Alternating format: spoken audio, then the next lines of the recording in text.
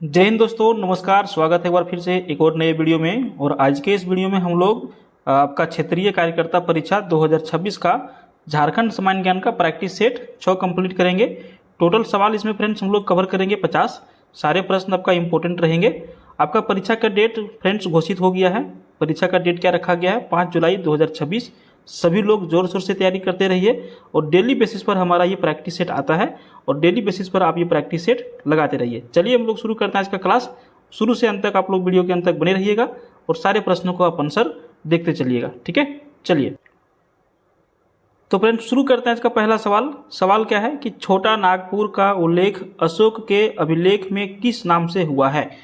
अब देखिए, छोटा नागपुर का उल्लेख जो अशोक के अभिलेख में हुआ है वो किस नाम से हुआ है? करेक्ट आंसर करेंगे ऑप्शन ए, अटावी। छोटा नागपुर का उल्लेख मौर्य सम्राट अशोक के 13वें अभिलेख में अटावी नाम से किया गया है और इसमें कहा गया है कि कलिंग के समीपवर्ती अभिजित जनजातियों को धम्म का आचरण करना चाहिए। माने कि बहुत पुराना बात है और उतना पुराना यहाँ पर झारखंड के बारे में, छोटा नागपुर के बारे में उल्लेख किया गया था। अगले सवाल की ओर बढ़ेंगे। इतिहास का सवाल बहुत ही इंपॉर्टेंट सवाल है आपका कि निम्न में से किसने छोटा नागपुर क्षेत्र में बौद्ध धर्म स्थलों को नष्ट किया? इंपॉर्टेंट सवाल है, सही आंसर करिएगा 43 का सी, शशांक ने। गौड़ नरेश शशांक बंगाल का शासक था जिसने अपनी शक्ति से बिहार व उड़ीसा, जो वर्तमान में उड़ीसा के नाम से जाना जाता है, उसको जो है जीत लिया था और इसने छोटा नागपुर क्षेत्र में बौद्ध धर्म का समूल नाश करने हेतु उत्पीड़न की नीति अपनाई थी। यहाँ तक कि शशांक ने बोध गया स्थित उस बोधि वृक्ष को भी कटवा दिया था जिसके नीचे भगवान बुद्ध को ज्ञान के प्राप्त हुआ था। उसने कई बौद्ध चैत्यों को तुड़वाकर हिंदू मंदिरों का निर्माण कराया था। समझे? तो छोटा नागपुर क्षेत्र में बौद्ध धर्म स्थलों को नष्ट कर दिया गया था शशांक के द्वारा। बहुत ही क्रूरता इन्होंने अपनाया था, एक तरह से कह सकते हैं तो उस टाइम। अगला सवाल है, हजारीबाग क्षेत्र में सतगावा को अपनी राजधानी किसने बनाया? 44 का आंसर करिएगा सी, फिरोज शाह तुगलक ने। दिल्ली के सुल्तान फिरोज शाह तुगलक ने छोटा नागपुर के हजारीबाग पर आक्रमण किया और सतगावा के इर्द गिर्द एक बड़े क्षेत्र पर अधिकार कर लिया और उसने जीते हुए क्षेत्र पर शासन कायम करते हुए सतगावा को इस क्षेत्र के लिए अपनी राजधानी भी इन्होंने बना लिया था, सतगावा को। समझे? क्लियर हो गया? अगले सवाल की ओर हम लोग बढ़ेंगे। सवाल है आपका 45। क्या पूछ रहा है कि टंडा क्या है? इसमें टंडा जो वर्ड का, जो शब्द का प्रयोग, वर्ड का जो प्रयोग किया गया है, इसका क्या अर्थ होता है? इसका अर्थ होता है विभिन्न परिवारों का समूह, जैसे कि बिरहोर, कोरवा, परिया, हिल खड़िया आदि जो जनजाति हैं, इन लोगों का जो सांस्कृतिक विकास अपेक्षाकृत कम हुआ है और इनका जीवन अभी भी खाद्य संस्करण और शिकार पर आधारित है और ये घुमंतु हैं। इनका सामाजिक संगठन टंडा पर आधारित होता है। टंडा विभिन्न परिवारों का एक समूह होता है। टंडा का प्रमुख नाया या फिर नैया कहा जाता है। जो उसका प्रमुख होता है उसको नैया कहा जाता है और ये जो है धार्मिक एवं सामाजिक प्रमुख रूप से भी कार्य ये लोग सारे करते रहते हैं। तो समझ गए, टंडा एक हो गया समूह, विभिन्न परिवारों का समूह जो ये लोग साथ में चलते हैं। अगला सवाल देखिए, बिरसा मुंडा के संदर्भ में निम्नलिखित में से कौन सा कथन जो है असत्य है?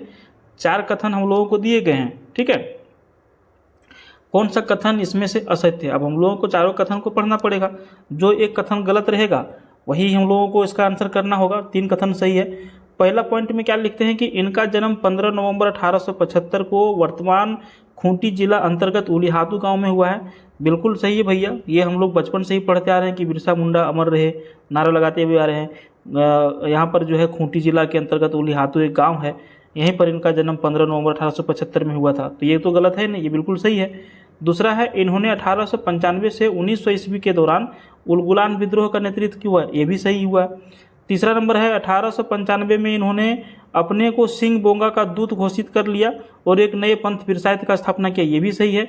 चौथा है, 9 जून 1900 को रांची जेल में इन्हें फांसी दे दिया गया, यही गलत है, फांसी नहीं दिया गया था। इनको एक प्रॉब्लम हो गया था, बीमारी हो गया था जिसका नाम था हैजा और इसी की वजह से इनका क्या हुआ गया था, डेथ हो गया था। समझे? तो डी नंबर यहाँ पे गलत है। क्लियर हो गया? अगला सवाल, चांद भैरव तथा फूलो झानो का संबंध झारखंड के किस जनजातीय विद्रोह से माना जाता है? 47 का आंसर क्या करिएगा? ऑप्शन ये, संथाल विद्रोह। ठीक है, चांद भैरव संथाल विद्रोह के नायक सिधो कानू के भाई तथा फूलो झानो इनकी बहनें थी। इन सभी ने संथाल विद्रोह में सक्रिय भागीदारी निभाई थी। ये 4 भाई थे। कौन कौन थे? सीधो, कान्हू, चांद, भैरव और 2 बहनें थी, फूलो और झानो। ये सभी लोग जो है प्रमुख रूप से संथाल विद्रोह में भूमिका निभाए थे। बाद में इन लोगों को किन्हीं को फांसी दे दिया गया, किन्हीं को मार दिया गया, कोई बचे नहीं, समझे। अगला सवाल देखिए, बिरसा मुंडा को स्वयं घोषित किया। बिरसा मुंडा को स्वयं घोषित किया, फिर बिरसा मुंडा ने स्वयं को घोषित किया। क्या किया? 48 का इन्होंने क्या किया? सिंह बोंगा का दूत घोषित कर लिया था। 1895 ईस्वी में बिरसा मुंडा ने स्वयं को सिंह बोंगा का दूत घोषित कर लिया था। सिंह बोंगा मतलब इन लोग अपना भगवान मानते हैं इसको, ठीक है। अगला सवाल है, तिलका मांझी ने आंदोलन के दौरान साथियों को संदेश भेजने के लिए किस प्रतीक का प्रयोग किया? इंपॉर्टेंट सवाल है। 49 नंबर, आंसर करिएगा ऑप्शन बी, साल के पत्ते का। तिलका मांझी ने अपने विद्रोह को जन आंदोलन का रूप दिया और साल का पत्ता के माध्यम से घर घर अपने साथियों को संदेश भेजा और हमें आपस में एकजुट रहना है, ठीक है। साल का पत्ता मतलब सखुआ जो पेड़ होता है ना, वही वाला पत्ता, समझे। कुछ कुछ लिख करके वो लोग भेजते थे उसमें। अगला सवाल देखिए, झारखंड के प्रथम व्यक्ति जिन्होंने परमवीर चक्र से सम्मानित किया गया, फिर अलंकृत किया गया, प्रथम व्यक्ति झारखंड के। 50 नंबर का आंसर करिएगा अल्बर्ट एक्का।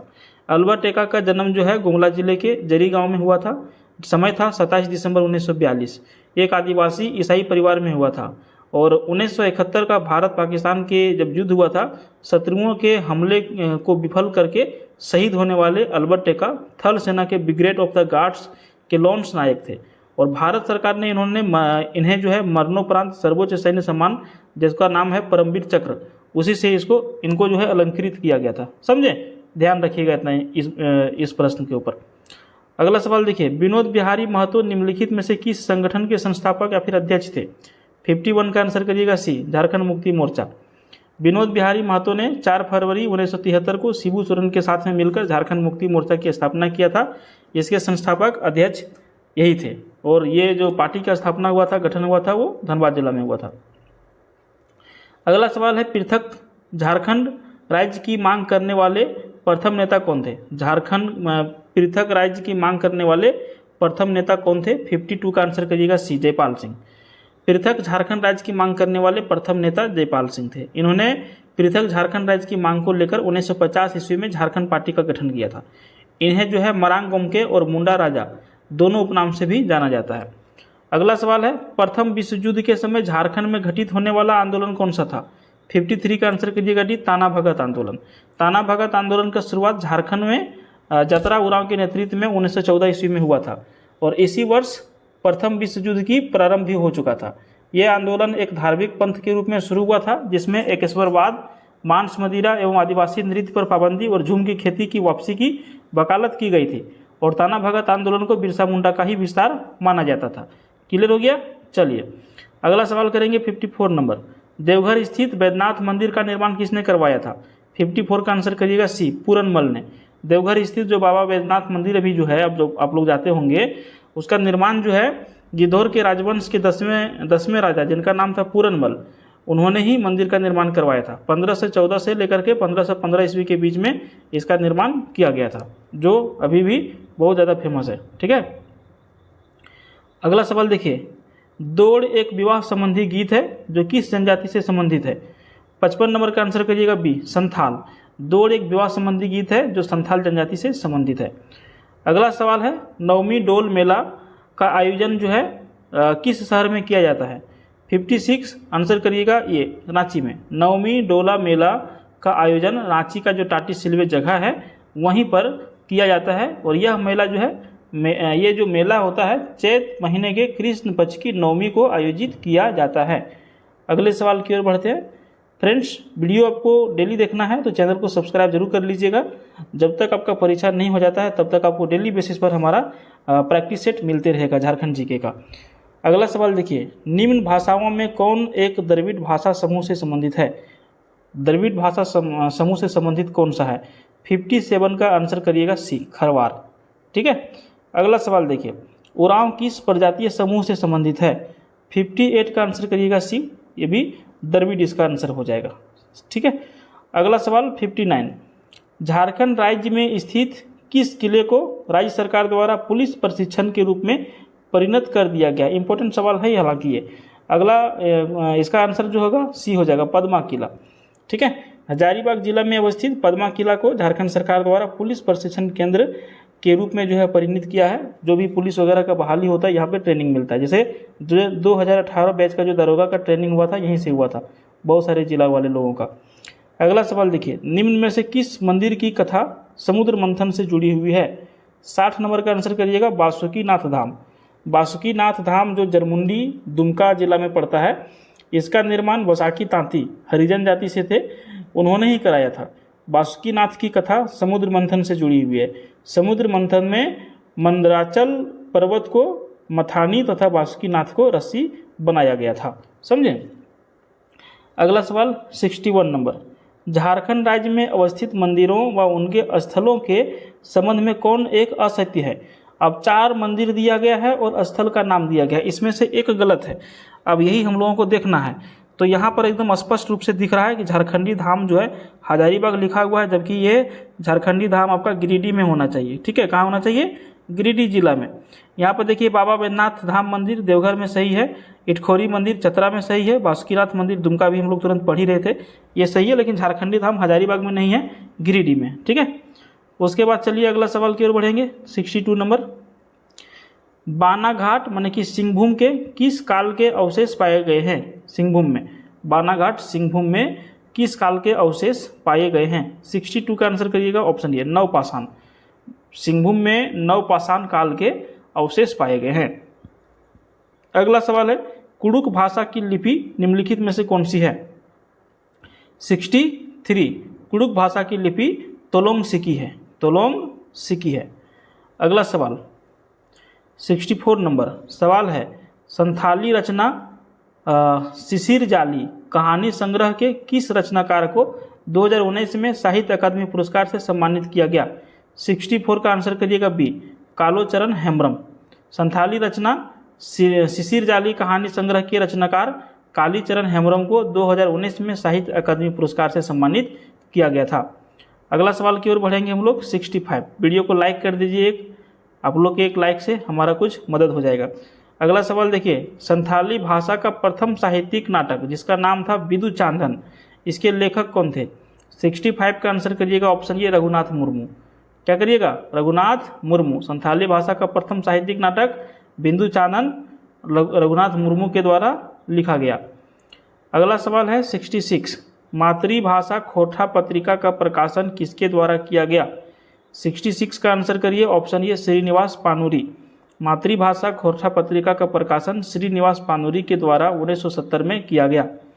उसके बाद अगला सवाल की ओर बढ़ेंगे। 67 नंबर, ओलोन बाहा पुस्तक के लिए एक लेखक को बाल साहित्य पुरस्कार प्राप्त हो चुका है। अब ये व्यक्ति कौन है? 67 का आंसर करिएगा, जोबा मुर्मू। ओलोन बाहा पुस्तक के लिए लेखक जोबा मुर्मू को बाल साहित्य पुरस्कार प्राप्त हो चुका है। अगला सवाल की ओर हम लोग बढ़ेंगे। 68 नंबर, 68 में क्या पूछ रहा है? निधरे आँखी जलांखी पाते पुस्तक के लेखक कौन है? 68, ऑप्शन बी देवकी नंदन। ठीक है, निधरे आँखी जलांखी पाते पुस्तक के लेखक देवकी नंदन है। अगला सवाल है, केंद्रीय विश्वविद्यालय की स्थापना कब किया गया? 69 का आंसर करिएगा, 2009 ईस्वी में। केंद्रीय विश्वविद्यालय की स्थापना वर्ष 2009 में किया गया था। झारखंड में प्रथम बार राष्ट्रपति शासन भी 2009 में ही लागू हुआ था। ठीक है, प्रथम बार राष्ट्रपति शासन 2009 में लागू हुआ था। शिबू सोरेन मुख्यमंत्री बने, सरकार गिरा दिया गया, बहुत सारी कहानी हुई। चलिए अगला सवाल की ओर बढ़ेंगे। केंद्रीय ईंधन अनुसंधान संस्थान कहाँ पर स्थित है? 70 नंबर का आंसर क्या करिएगा? ऑप्शन बी करिएगा, जलगोड़ा। केंद्रीय ईंधन अनुसंधान संस्थान जलगोड़ा जो धनबाद में पड़ता है, यहीं पर है और इसकी स्थापना 1947 ईस्वी में किया गया था। 71 नंबर सवाल है, पाटलिपुत्र मेडिकल कॉलेज कब स्थापित किया गया? 71 नंबर का आंसर करिएगा, 1974 ईस्वी में। पाटलिपुत्र मेडिकल कॉलेज वर्ष 1974 में किया गया और ये कहाँ पर पड़ता है? तो ये पड़ता है धनबाद में। ठीक है, जिसको आप PMCH के नाम से जानते हैं। अगला सवाल देखिए, झारखंड की प्रथम महिला अंतर्राष्ट्रीय एथलीट निम्नलिखित में से कौन है? 72 का आंसर क्या करिएगा? ऑप्शन बी विजय नीलमणि खलखो। झारखंड में प्रथम महिला अंतर्राष्ट्रीय एथलीट जो है विजय नीलमणि खलखो है। अगला सवाल है 73 नंबर। सवाल क्या है? झारखंड की प्रथम अंतर्राष्ट्रीय आदिवासी हॉकी महिला खिलाड़ी कौन है? 73 का आंसर करिएगा सावित्री पूर्ति। ठीक है, 73 ऑप्शन ये, झारखंड की प्रथम अंतर्राष्ट्रीय आदिवासी हॉकी महिला खिलाड़ी जिनका नाम है सावित्री पूर्ति। अगला सवाल करेंगे हम लोग 74 नंबर। 74 में क्या पूछ रहा है? झारखंड की प्रथम अंतर्राष्ट्रीय महिला अंपायर कौन है? 74 का आंसर करिएगा ऑप्शन ये, आश्रिता लकड़ा। मतलब कि आश्रिता लकड़ा जो है ये अंतर्राष्ट्रीय महिला अंपायर झारखंड की प्रथम बार बनी, मतलब पहले महिला बनी। अगला सवाल है 75 नंबर। झारखंड राज्य मानचित्र पर अवस्थित है। जो झारखंड राज्य है मैप में आप देखेंगे तो कौन सा क्षेत्र में ये अवस्थित है? 75 नंबर का करिएगा उत्तरी पूर्वी गोलार्ध में, उत्तर पूर्वी गोलार्ध में झारखंड राज्य मानचित्र पर हमारा अवस्थित है। उसके बाद अगला सवाल है 76 नंबर। राजमहल ट्रैप का निर्माण जो हुआ है वो किस तरह से हुआ है? तो 76 का आंसर करिएगा चट्टानों के टकराने से। राजमहल ट्रैप का निर्माण जो हुआ है चट्टानों के टकराने से हुआ है। हिमालय पर्वत का भी निर्माण इसी तरह से हुआ है, समझे। अगला सवाल देखिए, निम्नलिखित में से कौन सा झारखंड राज्य का सबसे कम ऊंचाई वाला पठार है? 77 का आंसर आपको करना है। क्या आंसर करेंगे? ऑप्शन डी कर देंगे, निचला हजारीबाग पठार। झारखंड का सबसे कम ऊंचाई वाला पठार जिसका नाम है निचला हजारीबाग पठार। इसकी समुद्र तल से ऊंचाई बहुत ही कम है, 450 मीटर, माने कि 1476 फीट।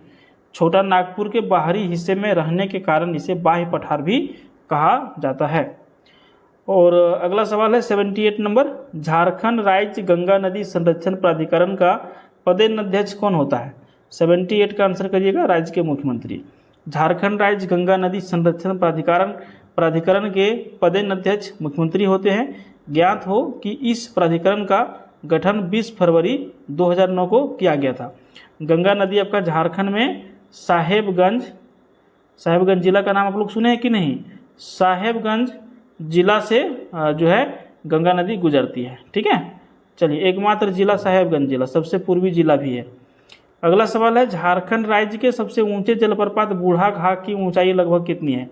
79 का आंसर करिएगा 137 मीटर।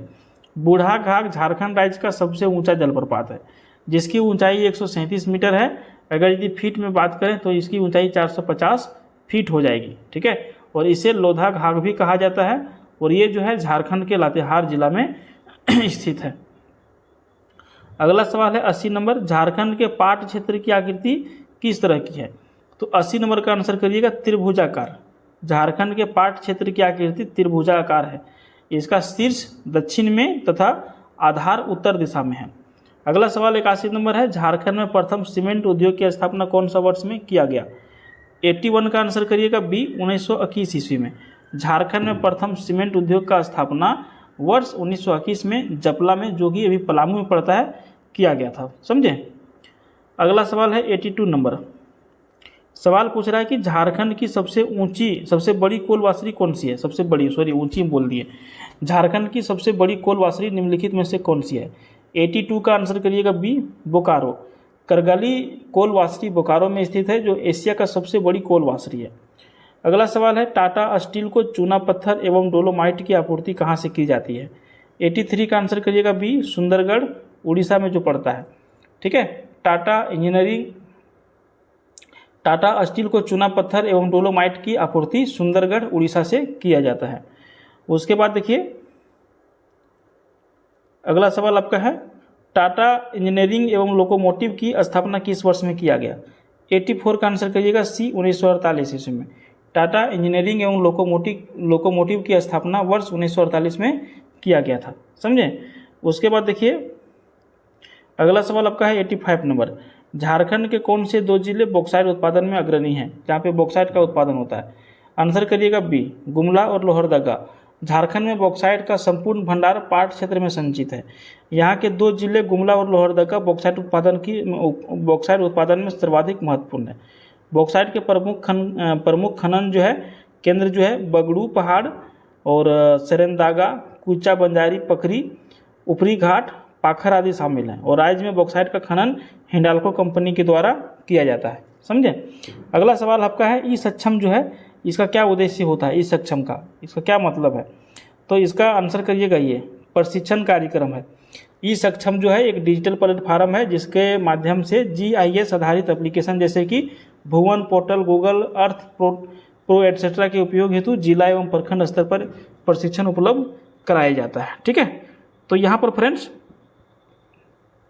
कुछ सवाल है जो करंट अफेयर्स के सवाल है, जो ये पुराने हो चुके हैं, तो यहाँ पे हम टाइम खराब नहीं करेंगे। इसका प्रश्न का पूछे जाने का संभावना बिल्कुल 0% में है। ठीक है, तो चलिए यहाँ पर हम लोगों ने देख लिया टोटल 86 तक सवाल, मतलब कि लगभग 45-46 हम लोग प्रश्न को यहाँ पर कंप्लीट किए हैं। अगर यदि ये वीडियो अच्छा लगा तो लाइक करिए और डेली वीडियो देखने के लिए चैनल को अभी ही सब्सक्राइब करिएगा। धन्यवाद।